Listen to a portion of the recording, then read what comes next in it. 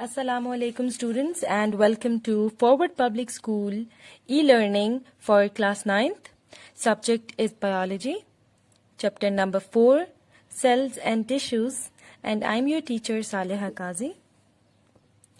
So students, before starting the lecture, I would like to congratulate you all on getting promoted to class 9th.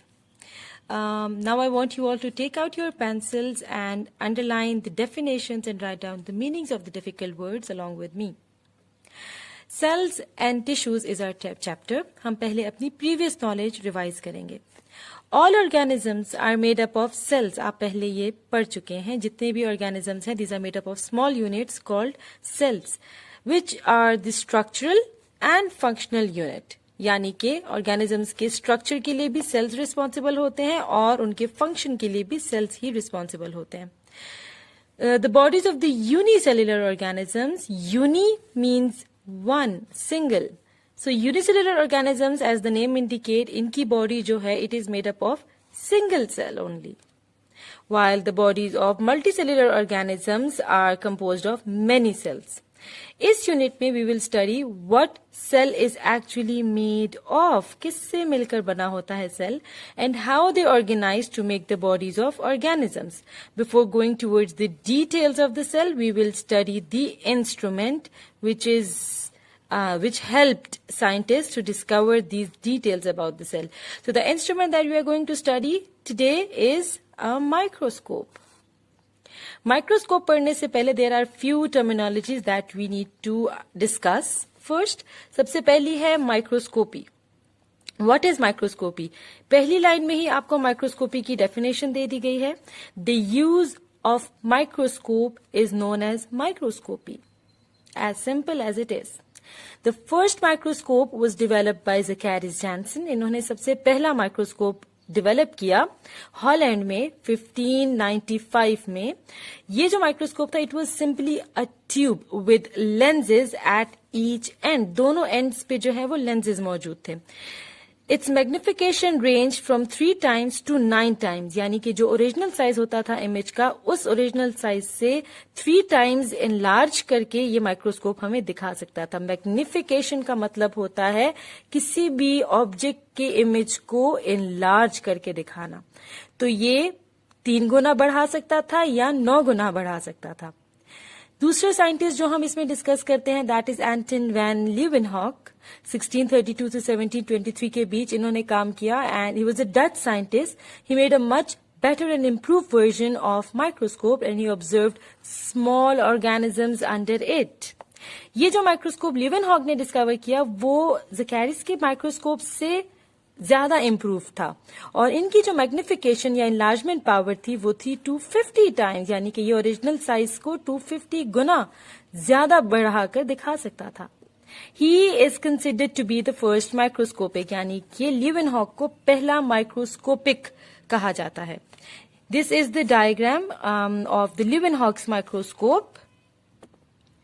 So after microscopy, the other two terminologies that we need to understand is magnification and resolution. Magnification के बारे में मैं आपको पहले ही बता चुकी हूँ.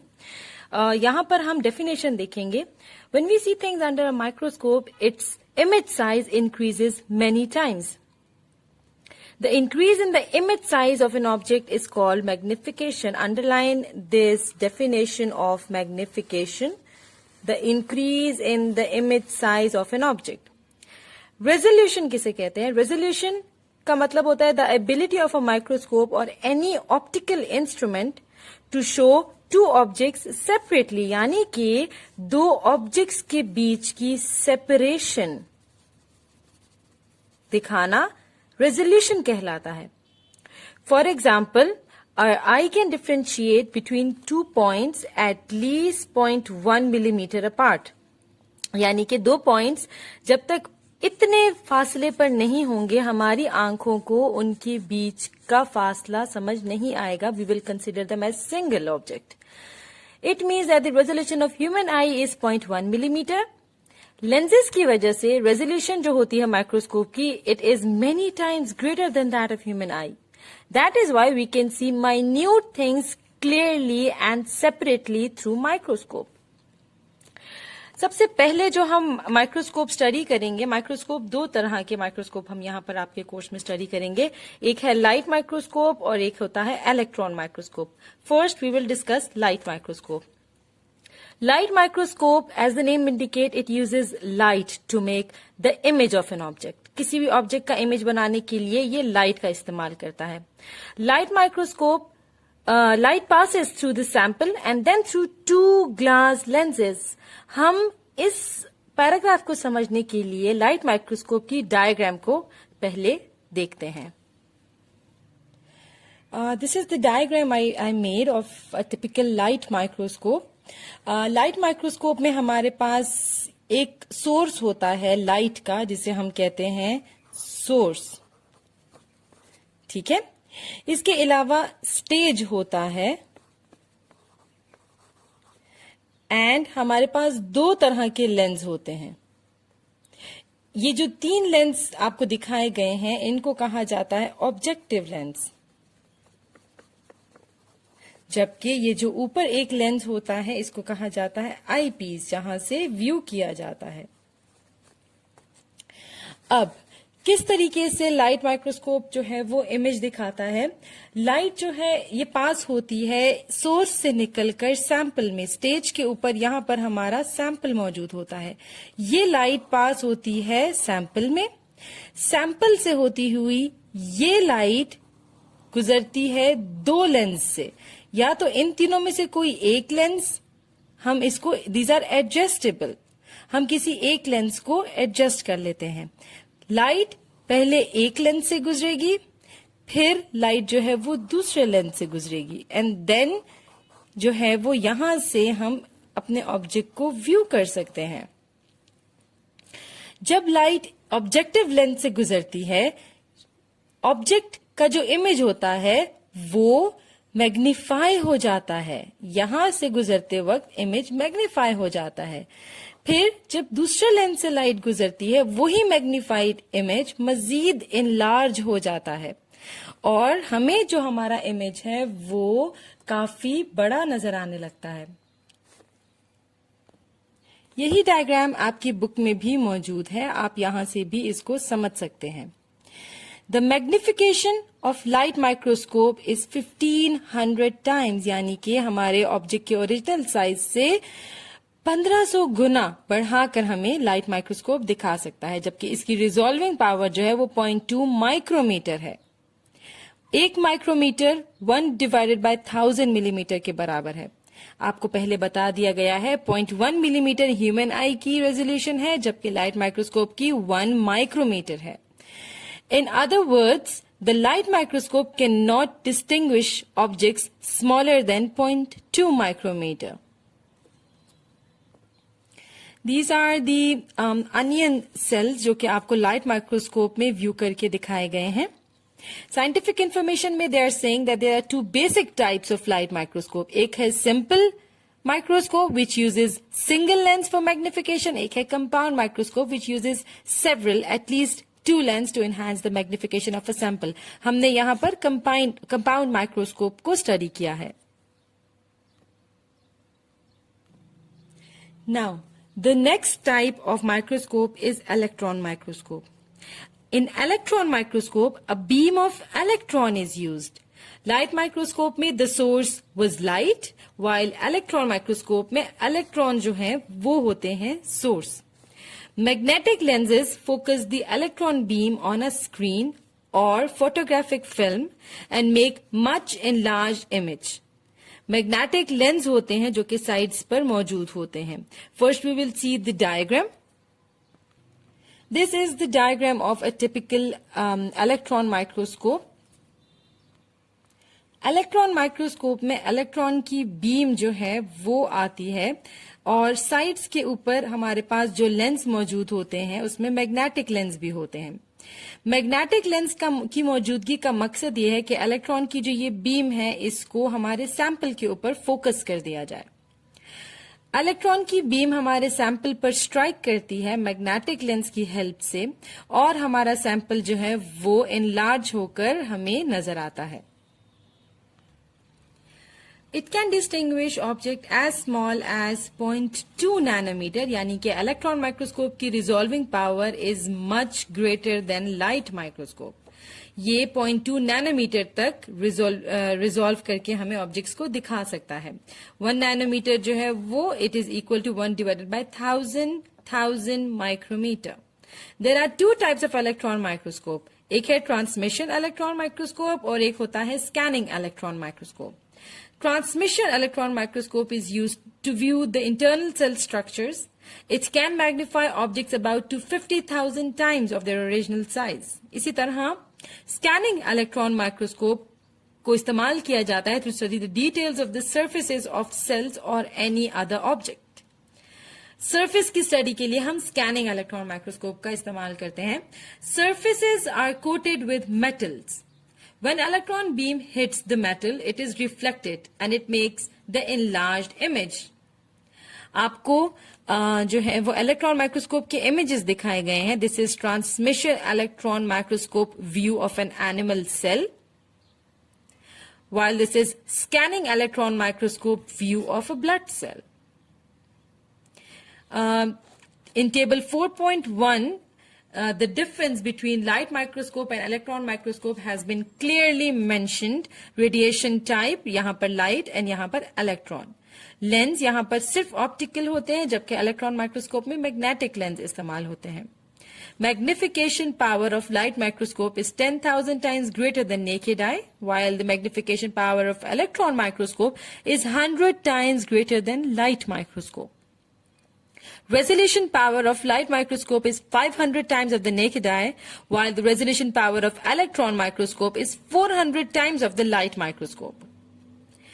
Image of light microscope is two-dimensional image, while the image of electron microscope can be two-dimensional or three-dimensional. Transmission electron microscope का image two-dimensional होता है, जबकि scanning electron microscope का image three-dimensional होता है, as you can see in these diagrams.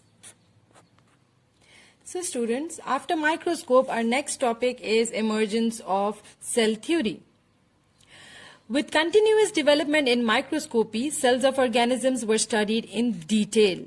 Here we will see the historical steps that resulted in the emergence of the theory called cell theory.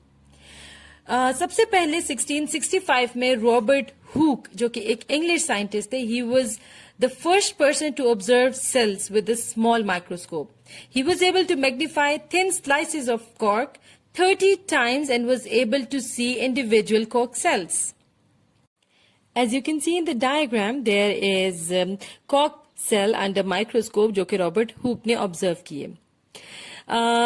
एक और नाम हम पढ़ते हैं, that is Anton van Leeuwenhoek, जो कि हमने प्रीवियसली डिस्कस किया. एंटन वैन लीवेनहॉक के बारे में हमने पढ़ा that he was called the first microscopist.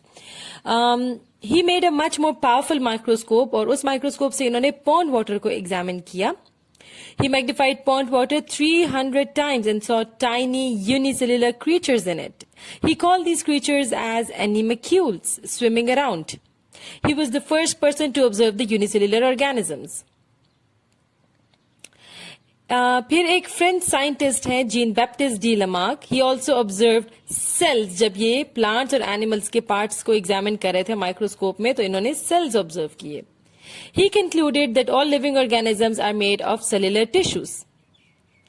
Then Robert Brown का जिक्र आता है. 1831 में British botanist Robert Brown described the nucleus as the characteristic spherical body in plant cell. Robert Brown ने nucleus को characterize किया. He made a new concept about the cell, already given by Robert Hooke, that the cells are empty chambers. Chambers का मतलब होता है खाने. इन्होंने ये एक नया कॉन्सेप्ट दे दिया कि जो सेल्स होते हैं, these are empty chambers, empty boxes.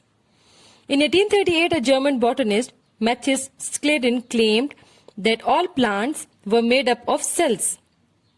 This was supported by a German zoologist, Theodor Schwann, in 1839, who proved that all animals were also made up of cells. Thus, Schladen and Schwann proposed that all living organisms are made of cells. It was the first statement of the cell theory. ये जो एक statement है, ये that all living organisms are made up of cells, ये हमारे पास पहली statement है सेल थ्योरी की.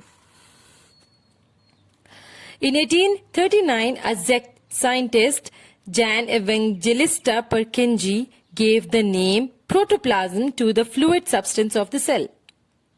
1855 में German scientist Rudolf Virchow changed the idea of many scientists by giving a statement, every cell comes from a cell. Virchow ने ये बात कही कि हर एक नया सेल एक पहले से मौजूद सेल की वजह से ही वजूद में आता है.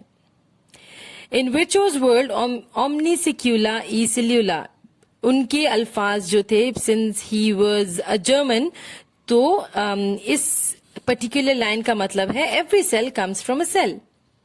1862 में French scientist Louis Pasteur provided experimental proof for Virchow's idea. He demonstrated that microorganisms could be formed only from the existing bacteria. इस पहली ऑब्जर्वेशन के बाद जो माइक्रोस्कोप में की गई, इसके बाद it took 2 centuries of research to formulate the cell theory. इसके बाद 2 centuries लगी और फिर सेल थ्योरी जो है वो प्रॉपर फॉर्मुलेट होकर हमारे सामने आई. Schwann and Schleiden summarize their observation into 3 conclusion. पहला जो पॉइंट है सेल थ्योरी का, all animals and plants are made up of cells and cell product. Some organisms are unicellular and some are multicellular. जितने भी animals हैं और जितने भी प्लांट्स हैं वो तमाम बने होते हैं सेल्स से और सेल प्रोडक्ट यानी कि जो सेल के अंदर मौजूदा चीजें हैं उनसे बने होते हैं. कुछ ऑर्गेनिज्म यूनिसेल्युलर है यानी एक ही सेल पर मुश्तमिल है, जबकि कुछ ऑर्गेनिज्म मल्टीसेल्युलर होते हैं यानी कि मोर देन वन सेल उनके अंदर मौजूद होते हैं. सेकेंड पॉइंट है cells are the structural and functional units of living organism. Cells जो है वो लिविंग ऑर्गेनिज्म की स्ट्रक्चर की भी बुनियाद है और उनके फंक्शंस की भी बुनियाद है. New cell arise from pre existing cells by cell division. This is the third point of our cell theory, यानी कि जो नए सेल बनेंगे वो पहले से मौजूदा सेल्स की वजह से ही आएंगे. प्री एग्जिस्टिंग का मतलब है जो पहले से मौजूद हैं. सेल डिवीजन के थ्रू वही सेल्स डिवाइड करेंगे और डिवाइड होकर नए सेल्स बनाएंगे. These are the pictures of the scientists that we have discussed. Now, subcellular particles क्या होते हैं? According to the first principle of cell theory, all organisms are composed of one or more cells. We know that viruses, prions, and viroids are not composed of cells, but they show some characteristic of living organism. That is, they can increase in number, they can transmit their characters to the next generation, so they are called subcellular particles made up of DNA, RNA, or protein. जो viruses, prions और viroids होते हैं ये cell से नहीं बने हुए होते, ये ट्रू सेल्स नहीं कहलाते, लेकिन इनके कुछ ऐसे कैरेक्टरिस्टिक्स हैं जो कि बिल्कुल लिविंग ऑर्गेनिजम्स के जैसे हैं.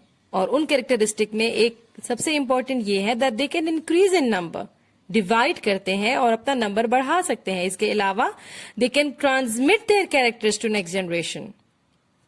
So they are subcellular particles which are made up of DNA, RNA and proteins. Our next topic of discussion is cellular structure and function. Now we know about the microscope and the scientists जिन्होंने ये details find out की. अब हम चलते हैं cell की study की तरफ. You have already gone through the different types of cells, prokaryotic and eukaryotic cell. आप पहले पढ़ चुके हैं अपनी previous chapters में कि prokaryotic cell और eukaryotic cell क्या होते हैं. Although there are variations among the cells on the basis of their function, however, we will be focusing on a generalized cell type. एक general cell के अंदर कौन कौन से structures मौजूद होते हैं? This is the diagram of a typical plant cell and an animal cell. General structures इन्होंने आपको यहां पर बनाकर और लेबल करके बता दिए हैं, जिसमें हमारे पास Golgi vesicles, ribosomes, endoplasmic reticulum, nucleolus, nucleus, vacuole, इसके अलावा यहाँ पर chloroplast, Golgi apparatus, cell membrane, cell wall, mitochondria, cytoplasm जैसी चीजें और मजीद कुछ और ऑर्गेनल्स भी मेंशन किए गए हैं जो कि मौजूद होते हैं। इसी तरह एनिमल सेल के अंदर भी lysosomes, Golgi vesicles, endoplasmic reticulum, mitochondria, nucleolus, cell membrane, nucleus, microtubule, cytoplasm, ribosome, centrioles मौजूद होते हैं। हम ये तमाम ऑर्गेनल्स अलग अलग से डिटेल में along with their structure and their function हम स्टडी करेंगे। सो स्टूडेंट्स, ऑर्गेनल्स की स्टडी से पहले हम सेल की जो सरफेस होती है, सेल वॉल, हम उसकी स्टडी की तरफ पहले चलेंगे। Cell wall is present in all bacteria, plant, fungi and some protist. It is located outside the plasma membrane. यहां पर इन्होंने आपको लोकेशन बता दी है। प्लाज्मा मेम्ब्रेन यानी कि जो पतली सी एक झिल्ली होती है, उसके बाहर सेल वॉल मौजूद होती है। It provides shape. यहां पर इन्होंने आपको फंक्शन बता दिया है सेल वॉल का। ये शेप प्रोवाइड करती है, स्ट्रेंथ प्रोवाइड करती है, प्रोटेक्ट करती है और सपोर्ट करती है इनर लिविंग मैटर को, यानी जो ऑर्गेनल्स हैं और जितनी भी तमाम चीजें सेल के अंदर मौजूद है उनको प्रोटेक्शन भी प्रोवाइड करती है। Thickness of cell varies from cell to cell. The outer layer of the plant cell wall is known as primary cell wall. जो बाहर प्लांट सेल वॉल की जो आउटर मोस्ट लेयर होती है उसको हम प्राइमरी सेल वॉल कहते हैं। ये बनी होती है सेल्यूलोज से। Some plant cells also have secondary wall on the inner side of the primary wall. कुछ plant cells की primary wall के अंदर वाली साइड पर एक और wall भी होती है जिसको secondary wall कहते हैं। It contains cellulose, lignin and other chemicals. The cell wall of prokaryotes is composed of peptidoglycan यानी कि म्यूरिन, शुगर का एक मॉलिक्यूल होता है और उससे प्रोकैरियोट्स की सेल जो है वो उससे बनी होती है। It is a single large molecule made up of amino acid and sugar. The cell wall of fungi is made up of chitin. The cell wall of protist are made up of variety of chemicals. Now cell membrane. Cell membrane या plasma membrane ये मौजूद होती है तमाम cells के अंदर, चाहे animal cell हो, प्लांट सेल हो, जैसे भी सेल हो, तमाम सेल्स में प्लाज्मा मेम्ब्रेन मौजूद होती है। And it is the outermost layer of protoplasm. It is the outermost layer of the animal cell in the cells of bacteria. Outermost layer of the animal cell का मतलब है कि animal cells की सबसे आखिरी वाहिद लेयर जो है वो सेल मेम्ब्रेन ही है, इनमें सेल वॉल मौजूद नहीं होती। In the cells of bacteria, plant, fungi and some protists, cell membrane lies beneath cell wall. बाकी तमाम organisms में except animals, cell membrane cell wall के अंदर पाई जाती है, जबकि एनिमल्स में आउटर मोस्ट बाउंड्री ही सेल मेम्ब्रेन की होती है and there is no cell wall in animal cells. Cell membrane का फंक्शन क्या है? Cell membrane separates the cell content from the external environment. It is a selectively permeable membrane. सबसे पहला function जो इन्होंने हमें यहां पर बताया है that is cell membrane external environment से, सेल के बाहर की एनवायरनमेंट से सेल के अंदर के तमाम कंटेंट्स को मुख्तलिफ सेपरेट रखती है, अलग रखती है, उनको मिक्स नहीं होने देती। It is a selectively permeable membrane. इस बात का मतलब है कि it control exchange of material between cell and environment. Selectively permeable कहते हैं सेमी परमिएबल को, जो कि कुछ चीजों को पास होने देती है जबकि कुछ चीजों को पास नहीं होने देती through it. It also enables the cell to form separate compartments within cell in which specialized metabolic processes such as photosynthesis and aerobic respiration can take place. Membranes also act as receptor site for recognizing hormones, neurotransmitters and other chemicals. After studying the functions of cell membrane, we will go towards the structure of cell membrane. Different models have been presented to understand the structure of cell membrane. Sanger and Nicholson proposed fluid mosaic model, which is the most acceptable model.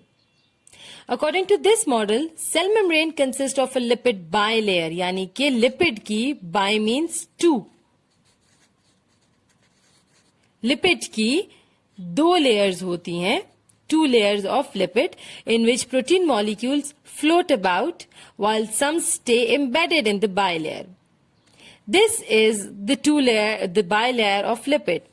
This is one layer and this is the other layer. जबकि protein molecules जो होते हैं वो इस तरीके से lipid bilayer के अंदर मौजूद होते हैं. दे आर एम्बेडेड, दबे हुए होते हैं. According to this model, carbohydrate molecules are joint with proteins और विद लिपिड्स. कार्बोहाइड्रेट जो है या तो लिपिड के साथ जुड़े हुए होते हैं जिनको ग्लाइकोलिपिड कहा जाता है. ग्लाइको का लफ्ज कार्बोहाइड्रेट के लिए इस्तेमाल किया जा रहा है. जब कार्बोहाइड्रेट्स लिपिड्स के साथ अटैच्ड है तो उनको कहेंगे glycolipids. While when carbohydrates are attached to protein we will call them glycoprotein. This is the fluid mosaic model which was given by Singer and Nicholson and the most acceptable model of cell membrane. Alright students, this is the end of part 1 of chapter number 4. We will be continuing our remaining chapter in our next class. Thank you so much.